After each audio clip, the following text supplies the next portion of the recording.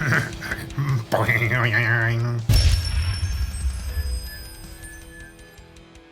everybody, Jeff Stone here with another episode of MagicReviewed.com. I don't know what's wrong with me. What are we looking at today? We are looking at another Apprentice line product called Spring Puzzle. This is one you've probably seen back in the day, and here is what you get. You get this little card here with the link to the instructions on the back, and you get this thing that I just dropped right here, which is a spring with a ring on it. And if you were to take this right now and I hand it to you, unless you know the secret, you would not be able to get this ring off. You would, no matter what you do, you would try to maybe unwind it to the end, and you'll find that that's welded down there. It wouldn't come off that way. No matter what you do, you cannot get it off. But then you hand it to the magician, and they can immediately take it back from you, and they can remove it no problem, like so, right? And there's a cool, that's the basic effect. Let's just stop there for a moment, okay? What's the method? Well, it's just a little secret, something that you have to do, and it takes a nanosecond and just about no skill, and you don't even really need misdirection to do it. That's the method. Now, I don't know that you're buying a trick here per se. It's more of a puzzle. It's the name Spring Puzzle. But it is the kind of thing that I do know some magicians who have presentations that are tricks, and you have to be careful with stuff like this, right? And this is all just my opinion here, but you don't want to come across as, hey, you're an idiot, you can't get it off and I can, right? You want to make sure you don't have that. But that aside, if you've ever seen one of these before and you know how it works, this works exactly the same way. So how's the product quality? One thing you might notice if you are familiar with this, that spring is almost, might be double the length that there usually are, at least the ones I'm familiar with from back in the day. So it's a little bit longer than normal, but that I think is okay.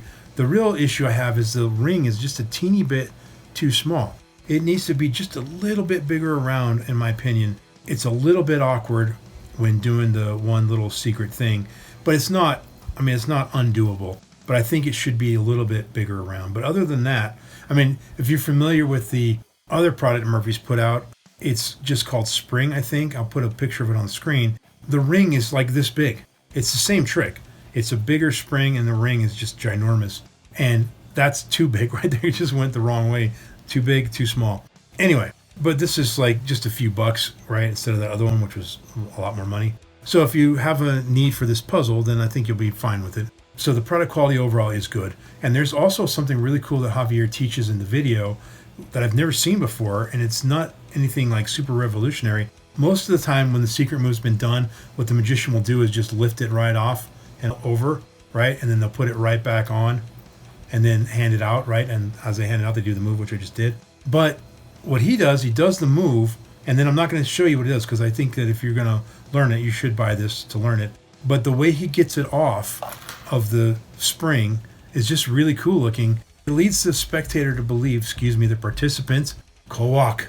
It leads the participant to believe that you just kind of unwind it. It's weird. It leads them to believe that there's not really a trick to it, that they just didn't know how to take it off. It's hard to explain. It might be in the trailer. If it's in the trailer, just go watch the trailer and you'll see it. But I thought it was pretty cool.